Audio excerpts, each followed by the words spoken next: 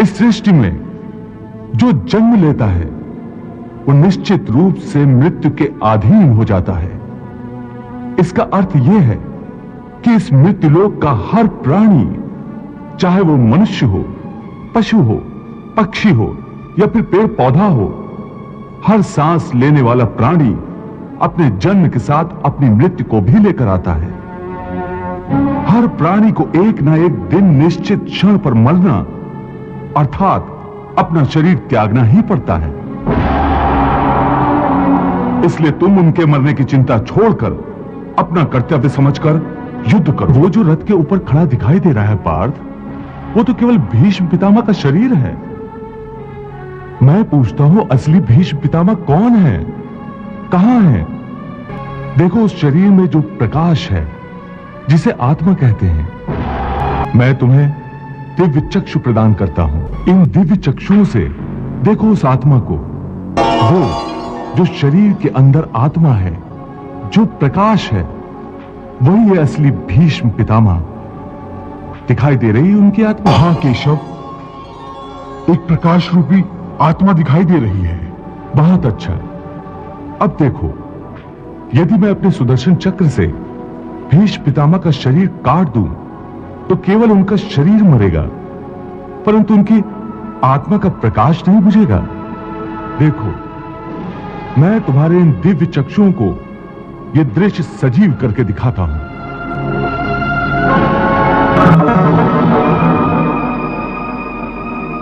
देख लिया अर्जुन, मेरे सुदर्शन से केवल उस शरीर का नाश हुआ है, उसकी आत्मा का दिया अब भी उसी प्रकार जल रहा है। हे कौन्ते, इस परम सत्य को अच्छी तरह समझ लो कि विश्व में केवल शरीर नाशवान है, किंतु आत्मा अविनाशी है। शरीर के मरने पर आत्मा नहीं मरती।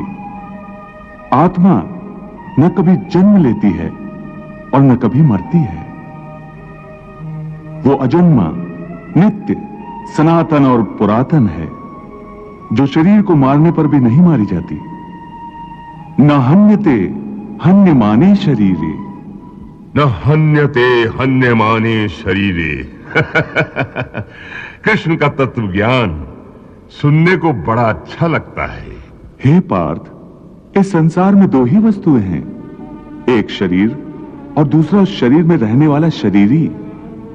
जो शरीर में रहने वाला आत्मा रूप शरीरी है, वो कभी मरता नहीं, और जो शरीर है वो सदा रहता नहीं। आत्मा एक शरीर छोड़ता है और दूसरा शरीर धारण कर लेता है, बिल्कुल वैसे ही जैसे मनुष्य पुराने कपड़े उतार कर नए कपड़े धारण कर लेता है। वासांस जीर्णानि यथा विहाय नवानि गृह्णाति नरोपराणि तथा शरीराणि विहाय जीर्णान्य अन्यानि संन्याति नवानि देहि। हे पार्थ, केवल इतना समझ लो कि मृत्यु एक दरवाजा है जिसके अंदर जाते हुए आत्मा पुराना शरीर छोड़ देती है। वास्तव में मृत्यु और जन्म के दो दरवाजे हैं जो एक दूसरे के आमने सामने हैं।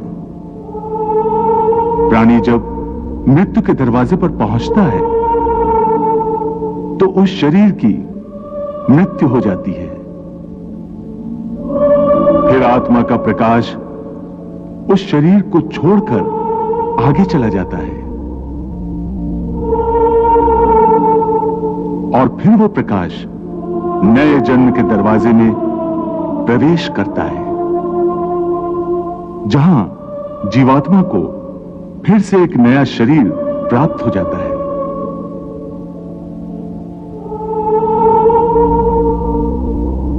और वहां से उसके नए जन्म की नई यात्रा शुरू हो जाती है। हे पार्थ, आत्मा नित्य है, इसलिए वो नहीं बदलती, परंतु शरीर नाशवान है, इसलिए एक ही आत्मा के कई शरीर बदलते हैं। इसलिए हर नए जन्म में वो नए नए शरीर धारण करता रहता है।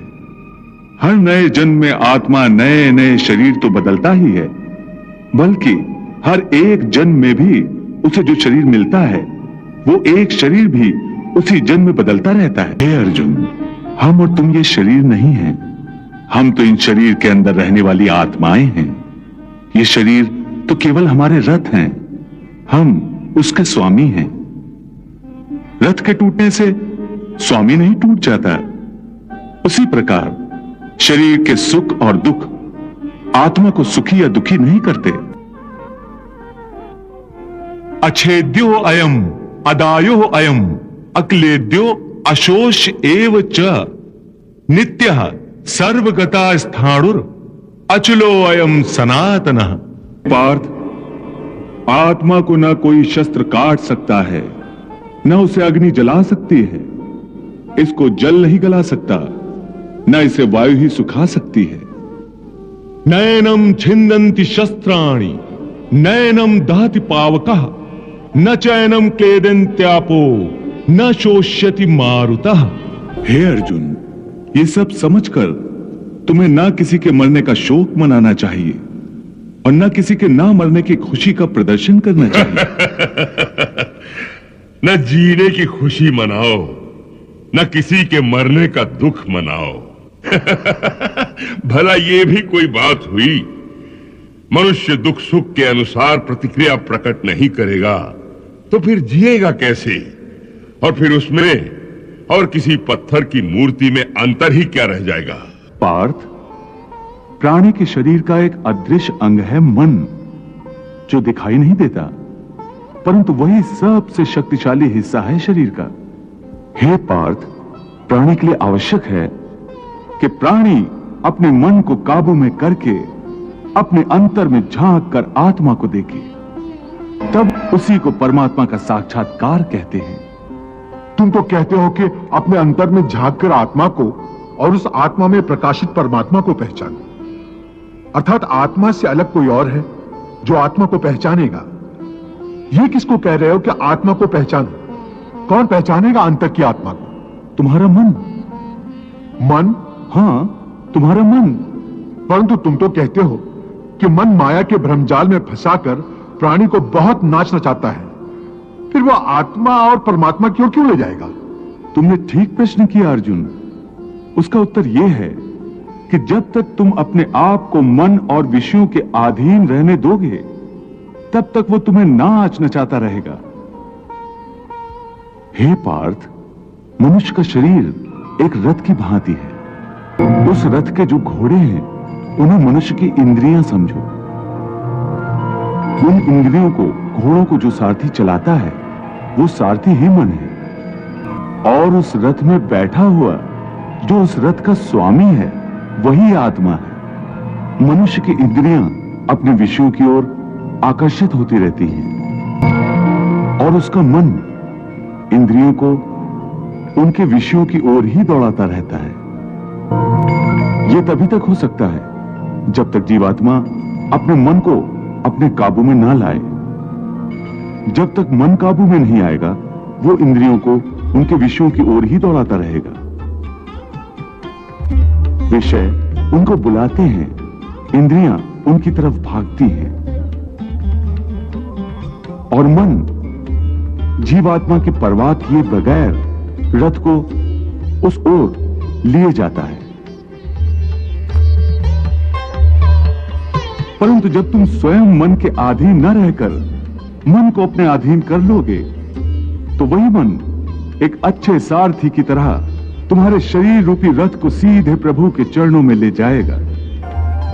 ज्ञान ही मनुष्य के हृदय में वैराग्य पैदा कर सकता है, और वही सच्चा ज्ञान मैं तुम्हें प्रदान कर रहा हूं। तुम तो प्रदान कर रहे हो कृष्ण, परंतु मेरा मन उसको ग्रहण क्यों नहीं कर रहा?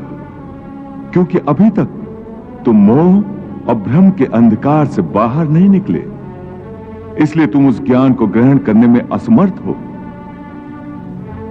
इसीलिए मैं तुम्हें समझा रहा हूं कि केवल शरीर मरते हैं, आत्मा नहीं मरती। इसलिए तुम शरीर का मोह त्याग दो, उनकी मृत्यु का शोक त्याग दो, परंतु तुम्हारा मन उस सत्य को मानना नहीं चाहता। तुम ठीक कहते हो केशव, मैं तुम्हारी बात समझता तो हूं, परंतु मेरा मन उसे ग्रहण क्यों नहीं कर रहा? इसका कारण क्या है? इसका कारण है वो जंजीर जो तुम्हारे मन ने अपने ही गिर्द लपेट रखी है। कौन सी जंजीर? रिश्तेदारी की जंजीर, ये नातेदारी का मोह। तुम ठीक कहते हो कि रिश्ते नातों की जंजीरों ने मुझे चारों तरफ से जकड़ रखा है, परंतु मैं इस जंजीर को कैसे तोड़ दूं? मैंने मान लिया कि ये सारे शरीर नाशवान हैं, परंतु इनके साथ जो मेरे रिश्ते हैं वो तो नाशवान नहीं है, वो तो सच्चे हैं। भीष्म मेरे पितामह हैं, अभिमन्यु मेरा पुत्र है, महाबली भीम मेरा सहोदर भाई है। ये रिश्ते तो सच्चे हैं। भले इन सब के शरीर मर जाएंगे, परंतु इन सब के साथ जो मेरे रिश्ते हैं वो तो नहीं मरेंगे।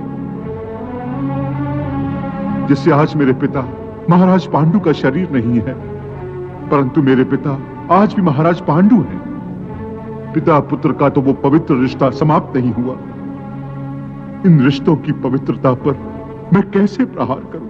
अर्जुन, ये रिश्ते, ये नाते सब इस जन्म के हैं। इस जन्म से पहले या इस जन्म के पश्चात इन रिश्तों का कोई अस्तित्व नहीं रहता। ये काका, मामा, भाई, पुत्र, पितामह पिछले जन्म में कहां थे? तुम्हारे क्या लगते थे? और अगले जन्म में ये क्या होंगे, कहां होंगे? इसका उत्तर है तुम्हारे पास?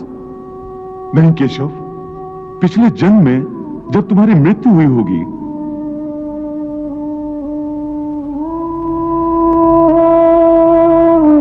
उस समय तुम्हारे सब संबंधी रिश्तेदार रोए होंगे।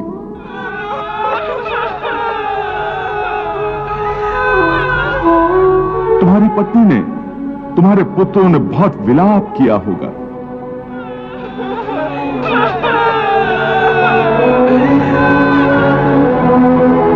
परंतु आज इस जन्म में तुम्हें याद भी नहीं कि किस किस ने तुम्हारी मृत्यु पर विलाप किया था। आज तुम्हारे लिए उनका या उनके रोने धोने का कोई मोल नहीं। इसलिए समझा रहा हूं कि ना किसी के मरने का शोक करो, ना किसी के साथ नाता टूटने का दुख मानो। वैसे भी मेरी माया इतनी प्रबल है अर्जुन कि जिन्हें तू समझता है कि तेरी मृत्यु के बाद शोक करेंगे, सारा जीवन रोते रहेंगे, वो भी असत्य है। मेरी माया के प्रभाव से थोड़े ही दिनों के बाद उन रोने वालों को तू फिर हंसता खेलता देखेगा।